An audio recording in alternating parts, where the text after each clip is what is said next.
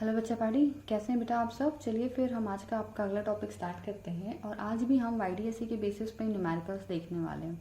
अभी तक जो न्यूमेरिकल्स हमने देखे हैं उसमें हमने मैक्सिमा फाइंड आउट किया है, मिनिमा फाइंड आउट किया है, ठीक है। देन हमने फ्रिंज विड्थ फाइंड आउट किया है या उसके बेसिस पर न्यूमेरिकल देखे हैं। लास्ट क्लास में हम जो न्यूमेरिकल्स देख रहे थे those are based on the intensity के बेसिस पे हमने न्यूमेरिकल देख लिए। अब आज हम देखने वाले हैं कि नंबर ऑफ मैक्सिमा और नंबर ऑफ मिनिमा कैसे फाइंड आउट करते हैं। ये मैथ्स का मैक्सिमा और मैथ्स का मिनिमा नहीं है ना।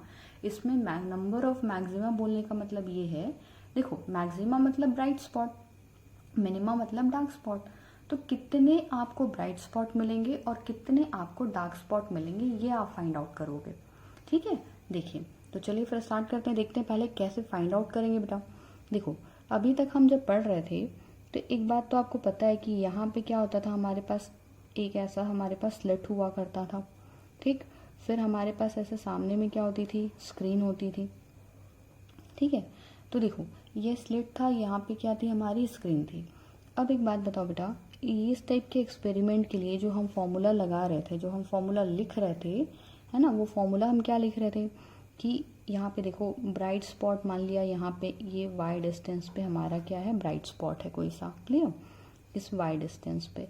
तो ये मान लीजिए ये यहाँ टच हो गया, ये सोर्स से कोई लाइट रे आ रही है और एक इस सोर्स से लाइट रे आ रही है। तो फाइनली हमने जो सॉल्व करके निकाला था वैल्यू, इसको और अच्छे से डार्क कर देते हैं ये, ठीक है। यहाँ से फाइनली ये वाला हमने परपेंडिकुलर ड्रॉप किया था और ये वाला एंगल हमारा क्या था, थीटा एंगल था। तो ऐसे हमने सॉल्व कर लिया था। इससे हमें दो फॉर्मूले मिल गए थे। कौन कौन से दो फॉर्मूले मिल गए थे, एक हमें मिल गया था साइन थीटा की वैल्यू हम क्या लिख रहे थे, dx/d, ये फॉर्मूला मिला हुआ है। और दूसरा हमें ये पता है कि हम पहले मैक्सिमा कैलकुलेट कर रहे हैं, ठीक है। पहले हम किसके लिए जा रहे हैं, नंबर ऑफ मैक्सिमा के लिए। तो नंबर ऑफ मैक्सिमा के लिए अगर हम जाएंगे तो dx या डेल्टा x की वैल्यू क्या होती है, n लैम्डा। ये तो आपको पता है कि हमें ब्राइट स्पॉट कब मिलता है, जब हमारा पाथ डिफरेंस क्या होता है, dx क्या है, पाथ डिफरेंस है, dx क्या है, पाथ डिफरेंस। और मैक्सिमा के लिए या ब्राइट स्पॉट के लिए पाथ डिफरेंस कितना होता है, n लैम्डा, ठीक है। तो इस वैल्यू को हम यहाँ पुट कर सकते हैं, इसको मान लिया इक्वेशन नंबर 1। तो ये वैल्यू यहाँ पुट कर दो तो क्या आ जाएगा, sine theta is equals to n lambda divided by में स्मॉल d, क्लियर। अब देखो ये स्टैंडर्ड केस के तौर पे याद रखते हैं, क्लियर है। अब देखो अब क्या हो रहा है, हमें फाइंड आउट क्या करना है, कितने नंबर ऑफ मैक्सिमा या कितने ब्राइट स्पॉट हैं। तो एक बात बताओ, ये n क्या है, ये जो n है ये क्या है। देखो n मतलब अगर n इज इक्वल टू 1 है मतलब first bright spot, n is equal to 2 है मतलब second bright spot, n is equal to 3 है मतलब थर्ड ब्राइट स्पॉट। तो मतलब n जितना ज़्यादा आप कैलकुलेट कर सकते हो वही तो नंबर ऑफ मैक्सिमा है ना। मतलब अगर मान लो इसमें 10 ब्राइट स्पॉट हैं, तो अगर वो 10वें ब्राइट स्पॉट के लिए फॉर्मूला लिखने जाओगे तो क्या होगा, 10 लैम्डा बाय d होगा। इसका मतलब क्या है कि अगर मैं n की मैक्सिमम वैल्यू फाइंड आउट कर लूँ तो वो मेरे को क्या बता देगा, नंबर ऑफ मैक्सिमा बता देगा। कुछ समझ में आया। अगर मैं n की क्या कर लूँ, मैक्सिमम वैल्यू फाइंड आउट कर लो, maximum value of n, maximum value of n क्या बता देगा आपको, ये आपको बता देगा कि नंबर ऑफ मैक्सिमा कितने हैं। क्योंकि भाई खुद सोच के देखो, n इज इक्वल टू 1 मतलब पहला bright spot, n is equal to 2 मतलब second bright spot, n is equal to 3 third bright spot. तो इसका मतलब क्या हो रहा है, n क्या बता रहा है, n क्या बता रहा है कि कौन सा ब्राइट स्पॉट आप कैलकुलेट कर पा रहे हो। तो भाई जितना आप मैक्सिमम कैलकुलेट कर पाओगे वही आपको क्या बता देगा, number of maxima, number of bright spot, ठीक है। देखो अब एक बात बताओ, ये ब्राइट स्पॉट कब मिल रहा है, थोड़ा एनालिसिस करके देखो। जब ये लाइन यहाँ से ये एंगल बना रही है तो ठीक है, एक ब्राइट स्पॉट मिला, मान लो ये थोड़ा और ऊपर उठेगा तो एक ब्राइट स्पॉट यहाँ मिलेगा, और उठेगा और ब्राइट स्पॉट मिलेगा, और थोड़ा टिल्ट होगा और ब्राइट स्पॉट मिलेगा ऊपर। मतलब जितना ये एंगल बढ़ाते जाओगे, एक पॉइंट यहाँ मान लिया पहला ब्राइट, ठीक है। जैसे इसको डायग्राम को मैं एक और नीचे डायग्राम बनाती हूँ, ठीक है। यहाँ पे देखो यहाँ पे मान लिया ये सोर्स और ये, तो ये मान लिया ये मेरा क्या है बेटा, सेंट्रल ब्राइट है। क्लियर, सेंट्रल ब्राइट हो गया। अब यहाँ पे ये मान लिया फर्स्ट डार्क, इधर भी क्या होगा, फर्स्ट डार्क, फिर फर्स्ट ब्राइट, फिर फर्स्ट ब्राइट, सेकेंड, यहाँ पे क्या आ जाएगा, सेकेंड डार्क, यहाँ पे क्या आ जाएगा, सेकेंड डार्क, यहाँ पे क्या हो जाएगा, फिर सेकेंड ब्राइट, सेकेंड ब्राइट। ये सीक्वेंस ऐसा ही चलता रहेगा, ये सीक्वेंस क्या होगा, ऐसा ही चलता रहेगा। तो हमें क्या फाइंड आउट करना है, एन, कि कितने नंबर तक ये सीक्वेंस ऐसा ही चलेगा, कितने ब्राइट स्पॉट मिलेंगे, कितने डार्क स्पॉट मिलेंगे, हम ये फाइंड आउट करने की कोशिश कर रहे हैं कि कब तक ऐसा सीक्वेंस चलता रहेगा। ठीक है, समझ में आई चीज़, क्वेश्चन समझ में आया। ठीक, अब देखो, अगर ये ब्राइट स्पॉट फाइंड आउट करना होता था तो मतलब हम ये वाला एंगल मानते थे, यहाँ से ऐसे सॉल्व करते थे।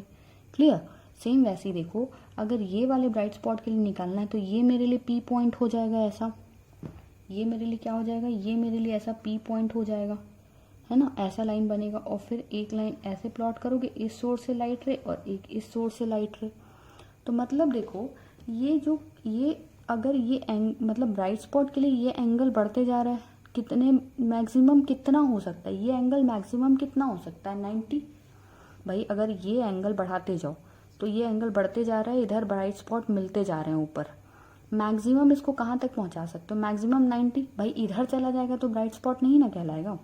ये लाइन यहाँ टच कर रही है, ब्राइट स्पॉट दे रही है, ये लाइन यहाँ टच कर रही है, ब्राइट स्पॉट दे रही है। तो मतलब जो भी स्पॉट मिल रहा है उसका कुछ ना कुछ एंगल है, तो ये एंगल मैक्सिमम कितना हो सकता है, 90 ही हो सकता है। क्योंकि अगर 90 से बढ़ गया तो भाई इस लाइन से तो नहीं जा सकता ना इस तरफ, वरना इसी लाइन में आ जाएगा, स्ट्राइक तो करेगा नहीं और कोई स्पॉट भी नहीं मिलेगा।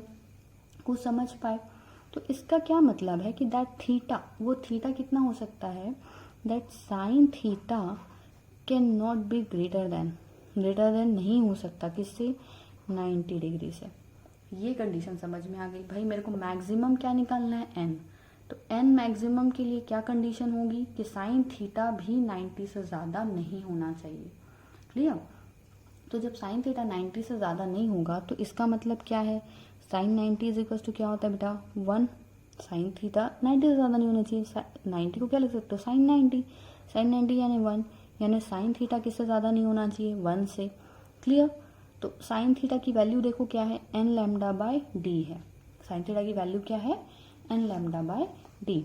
तो यहाँ पे पार्टीशन करके लिख दें क्या, देखो साइन थीटा की वैल्यू क्या लिख दिया, चलो लिखो यहाँ पे n lambda by d that should not be greater than 1। क्यों किया, साइन थीटा को 90 से ज़्यादा नहीं होना चाहिए, तो ये साइन थीटा साइन 90 से ज़्यादा नहीं हो सकता, काटा है मैंने, ठीक है, ग्रेटर देन लगाया फिर कट किया है, ग्रेटर देन नहीं हो सकता। तो sine theta not greater than equals to 1 या थीटा डज, ये वैल्यू आ गई। अब साइन थीटा की वैल्यू क्या लिख सकते हो, एन लैम्डा बाय डी, तो n lambda by d should not be greater than equals to 1। Clear? अब यहाँ से वैल्यू किसकी निकालनी है, एन की ना, तो एन क्या होना चाहिए, एन ग्रेटर देन नहीं होना चाहिए, किससे ग्रेटर देन नहीं होना चाहिए, डी बाय लैम्डा से। एन किससे ज़्यादा नहीं होना चाहिए बेटा, एन ज़्यादा नहीं होना चाहिए डी बाय लैम्डा से। ठीक, ये डी बाय लैम्डा इस तरफ चला जाएगा तो क्या बच जाएगा, डी बाय लैम्डा। तो ये पता चल रहा है कि एन डी बाय लैम्डा से ज़्यादा नहीं होना चाहिए।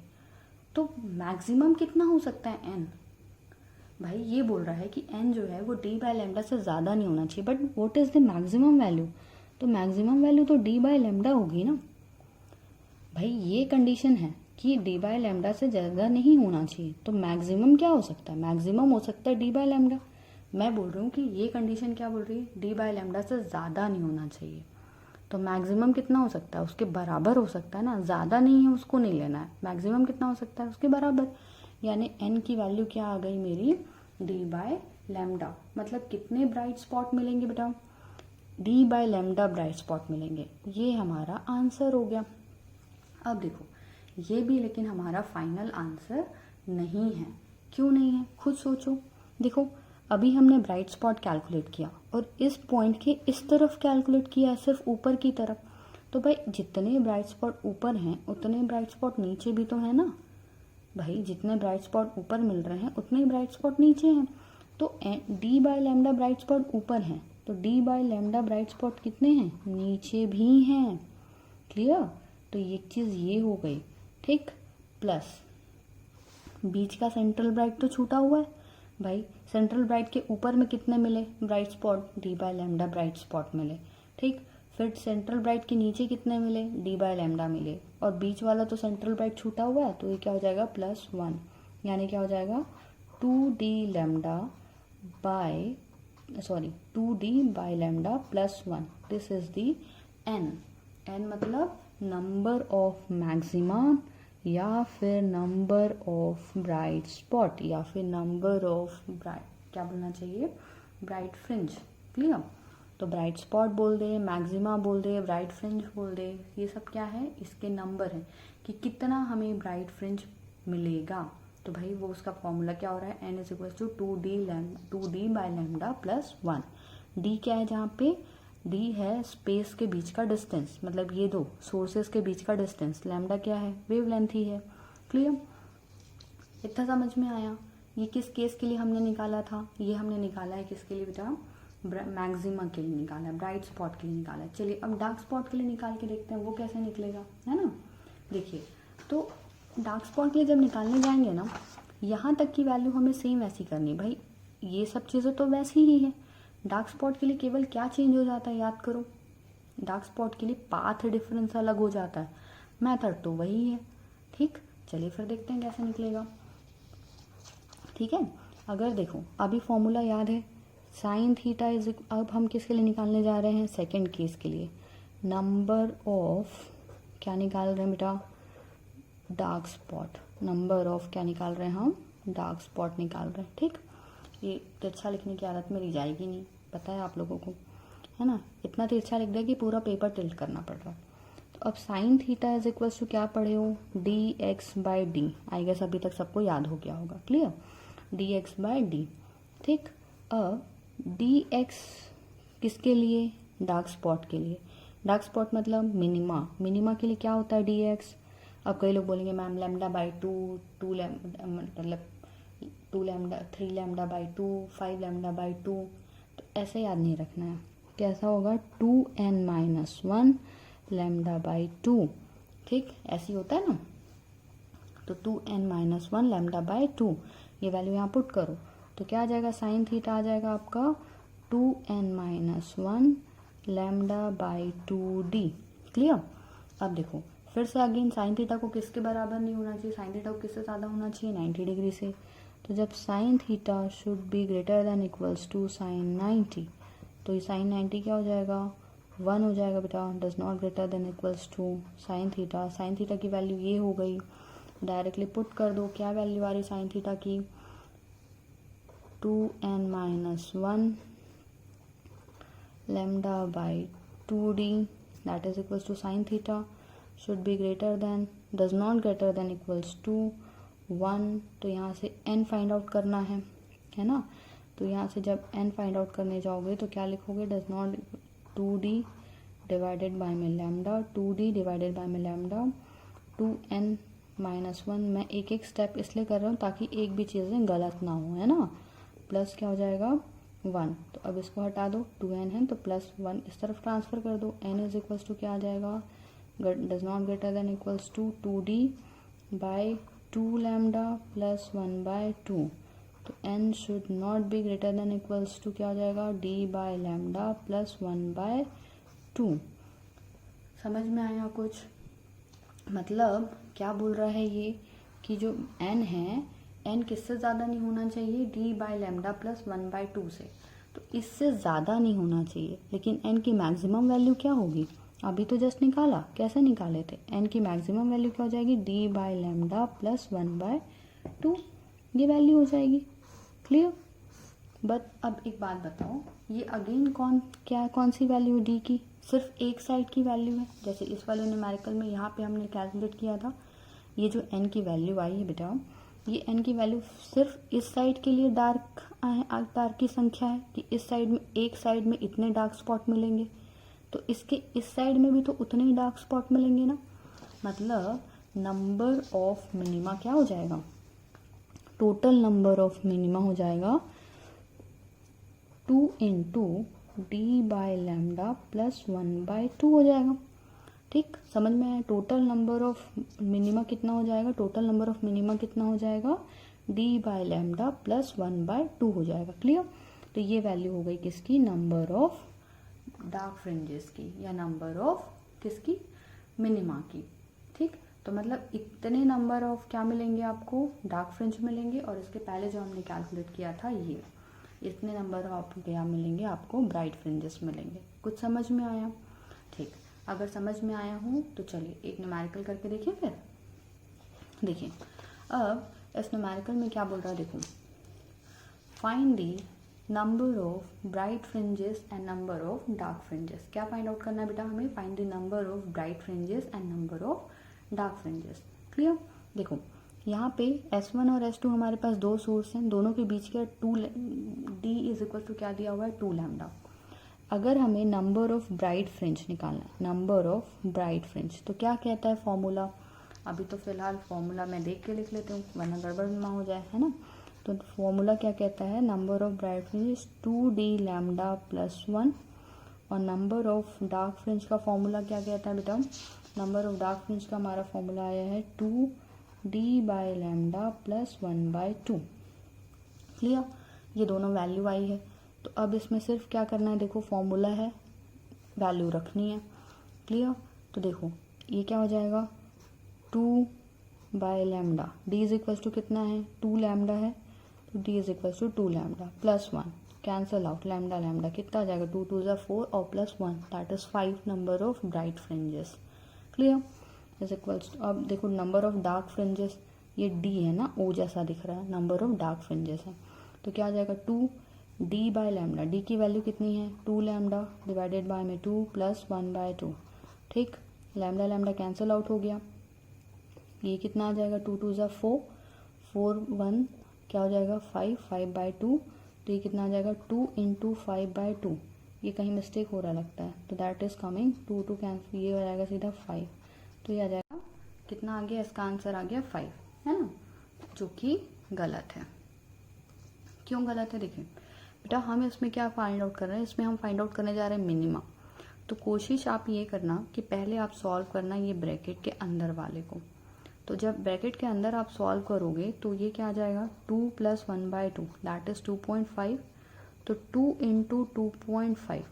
अब ब्रैकेट के अंदर में जो डिजिट है ना उसको आप इंटीजर के फॉर्म में लेना, तो दैट इज 2 इंटू 2.5 है ना, लोअर वन लोगे, मैक्सिमम 3 क्यों नहीं लोगे, 3 इसलिए नहीं लोगे क्योंकि वो आपको मैक्सिमम वैल्यू देगी, है ना, तो आपको मिनिमम वैल्यू लेना है, तो दैट आंसर विल कम 4, है ना, और ये 4 आपका फाइनल आंसर होगा कि नंबर ऑफ मिनिमा। क्लियर। तो इस टाइप के क्वेश्चंस को आप ऐसे सॉल्व करोगे। सेम वैसे ही अगला जो आपके लिए हमने न्यूमेरिकल रखा हुआ है, देखो ये आपके लिए क्या है, इसको आप सॉल्व करके मेरे को आंसर बताओगे। यहाँ पे d इज इक्वल टू क्या दिया हुआ है 3.2 दिया हुआ है, इसको ऐसे ही पूरा सॉल्व करना। जब ये वाले मिनिमम लेने जाओगे तो ब्रैकेट को पहले सॉल्व कर लेना, जो इंटीजर आएगा उसमें जो भी वैल्यू आएगी उसमें इंटीजर को लेके आप आगे सॉल्व करोगे। क्लियर है बेटा, कुछ समझ में आया, चलिए ठीक है। चलिए बेटा फिर अगला टॉपिक देखते हैं कि शेप कैसा होगा फ्रिंज का, है ना, क्या देखना है हमें, शेप ऑफ फ्रिंजेस, कि जो हमारी फ्रिंजेस बनती है उनका शेप कैसा होने वाला है। देखिए शेप ऑफ फ्रिंजेस में बेसिकली 2 आपको शेप देखने हैं, इस है ना। देखिए पहला शेप हम स्लिट के लिए देखेंगे, when we are having slit, मतलब sources when source S1 and S2 act as a slit, and second हम देखेंगे कि when they are acting as a point source. ठीक है, हम 2 चीजें देखने वाले, when they are acting as a point source. ये 2 टॉपिक हम देखेंगे, क्योंकि देखो बेटा जब क्या होता है स्लिट, जब मतलब जो हमारा सोर्स होता है, कौन सा सोर्स, अगर हम ऐसा ऑब्जेक्ट लेते हैं, ये हमारा स्क्रीन होता है, तो ये जब स्लिट है, ये जो सोर्स है ना S1 और S2, इसमें हम 2 केस देखने वाले हैं कि पहला जब क्या हो रहा है, ये जो स्लिट होता है सोर्स होता है वो स्लिट के जैसे एक्ट करे, ठीक, और या तो ये पॉइंट सोर्स के जैसे एक्ट करे, उस समय हमारा जो फ्रिंज बनता है, इस पे जो पैटर्न बनता है उसका शेप क्या होगा। टॉपिक समझ में आया कि जब हमारे पास क्या है 2 सोर्स हैं, वो सोर्स अगर स्लिट के फॉर्म में, स्लिट मतलब पट्टी के जैसे हैं, ठीक है, तो आपका फ्रिंजेस का शेप कैसा होगा, और जब वो पॉइंट सोर्स के जैसे हैं तब आपका जो फ्रिंजेस बनते हैं उनका शेप कैसा होगा। ठीक है, चलिए देखिए समझने की थोड़ा कोशिश करते हैं बेटा। देखिए जैसे हम एक्सपेरिमेंट कर रहे थे तो आपको ध्यान होगा, ये मैंने थोड़ा सा कुछ हेल्प ताकि आपको समझने में हेल्प हो जाए, ये एक पेपर में ऐसी कटिंग की है। देखिए हम जब एक्सपेरिमेंट कर रहे थे तो हम इसको ऐसे रखते थे, यहाँ से आपका क्या करता था, लाइट यहाँ पे आपका सोर्स था, यहाँ पे जब लाइट सोर्स से लाइट निकलती थी, इन स्लिट्स से होते हुए सामने हमारे पास क्या होता था, प्लेन होता था। ठीक है, तो इस प्लेन में हमें ऐसे लंबे लंबे क्या मिलते थे, फ्रिंजेस मिल रहे होते थे, यहाँ पे यहाँ पे यहाँ पे ऐसे फ्रिंज मिल रहे होते थे। कुछ समझ में आया, तो ये फ्रिंज मिलते थे। ठीक, अब जब हम इस डायग्राम को कैसे बनाए हैं, ये वाला डायग्राम हम कैसे बनाए बेटा, इसी जो स्लिट था ना, ये जो स्लिट हमने ऐसे रख के एक्सपेरिमेंट किया था, यंग्स का डबल स्लिट एक्सपेरिमेंट, तो इस स्लिट को हमने क्या कर दिया, इस स्लिट को हमने रोटेट कर दिया। इस स्लिट को हमने कैसे रोटेट कर दिया है, ऐसे रोटेट कर दिया है। ठीक है, ये स्लिट हमने कैसे, देखो पहले ऐसे था ना, ऐसे खड़ा हुआ था, ये एक ऐसा खड़ा हुआ स्लिट था, इसको हमने 90 रोटेट कर दिया, ऐसे रोटेट कर दिया। क्लियर, तो इसीलिए देखो 90 रोटेट कर दिया, तो मतलब यहाँ 90 रोटेट किया मतलब ऐसा रोटेट किया है। ठीक है, तो अब देखो ये S1, तो मतलब ये S1 मतलब ये वाला स्लिट, ये ऊपर वाला स्लिट, ये वाला स्लिट मेरा क्या एक्ट कर रहा है, S1 के जैसे एक्ट कर रहा है। ये वाला स्लिट मेरा S1 है, ये वाला स्लिट मेरा क्या है, S2 है। ठीक है, ये स्लिट अब ऐसा रखा हुआ है। ठीक, तो मतलब ये ऐसा है। अब जब यहाँ से लाइट रे जा रही है, इस हर एक होल से लाइट रे जाए, खुद देखो जैसे डायग्राम में दिख भी रहा होगा, क्या छाया दिख रहा है ये आप लोग को, ये देखो जब ये लाइट रे यहाँ से जा रही है तो यहाँ पे ब्राइट दिख रहा है और यहाँ पे भी ब्राइट दिख रहा है, मतलब ये लाइट रे यहाँ से जा रही होंगी, यहाँ से जा रही होंगी, तो यहाँ ब्राइट दिख रहा है, यहाँ ब्राइट दिख रहा है ना। तो सेम ऐसे ही क्या होता है बेटा कि इसका पैटर्न देखो, इसका फ्रिंज कैसा दिख रहा है, स्ट्रेट फ्रिंज दिख रहा है ना। क्यों स्ट्रेट फ्रिंज दिख रहा है, क्योंकि लाइट रे हर एक पॉइंट से इक्वली जा रही है, इसलिए इसका फ्रिंज कैसा दिख रहा है, स्ट्रेट फ्रिंज दिख रहा है। ठीक, अब बोलोगे ये तो परछाई है, और मैम फिर ब्राइट की जगह ब्राइट क्यों दिख रहा है, डार्क की जगह डार्क क्यों दिख रहा है, इसका एक्चुअल पैटर्न क्यों नहीं आया कि जहाँ जहाँ पे होल है वहाँ पे क्या आना चाहिए था, डार्क आना चाहिए था, और जहाँ पे क्या है आपका ये वाला सेक्शन है वहाँ पे क्या आना चाहिए था, ब्राइट आना चाहिए था। ऐसा इसलिए नहीं हो रहा बेटा, क्योंकि ये जो हमने पढ़ा हुआ है, ये जो हमारा होल है, ये होल आपकी लाइट के वेवलेंथ के बराबर का नहीं है, ये हमने बहुत बड़ा रखा हुआ है, इसलिए आपको एक्चुअल फ्रिंजेस नहीं मिल रहे। बट आप इसमें तो ये तो क्लियरली समझ सकते हो कि जब आपका जो सोर्स है S1 और S2 वो अगर स्लिट के साइज का है ना, स्लिट है, तो आपका जो फ्रिंजेस होगा वो भी कैसा होगा, स्ट्रेट लाइन में बनेंगे, स्ट्रेट फ्रिंजेस बनेंगे। ठीक, यही हमें समझना भी था। क्लियर हुआ। ठीक, तो मतलब जब हमारे पास फ्रिंजेस कैसे हैं, स्लिट के फॉर्म में है, तो हमारा जो मतलब जो सोर्स है वो स्लिट के फॉर्म में है, तो फ्रिंजेस कैसे आएंगे बेटा, स्ट्रेट फ्रिंज आएंगे। क्लियर। ठीक, अब देखो सेकंड, जब हमारे पास क्या होता है, जैसे पॉइंट सोर्स है, तो अब मान लीजिए जैसे ये अब हमारा पॉइंट सोर्स हो गया, अब हमारे पास फ्रिंज नहीं है ना। मान लो अब एक लाइट रे यहाँ से जा रही, एक लाइट रे यहाँ से जा रही, एक वेव यहाँ से, एक वेव यहाँ से। ठीक है, तो अब कैसे फ्रिंज, अब कैसा होगा, तो देखो मतलब ऐसे में लाइट रे वेव जा रही है, तो अब तो यहाँ तो होल दिख रहा है, ऑब्वियस सी बात है, लेकिन इसको वेव के फॉर्म पे इसको कैसे समझोगे, देखो समझने की कोशिश करो।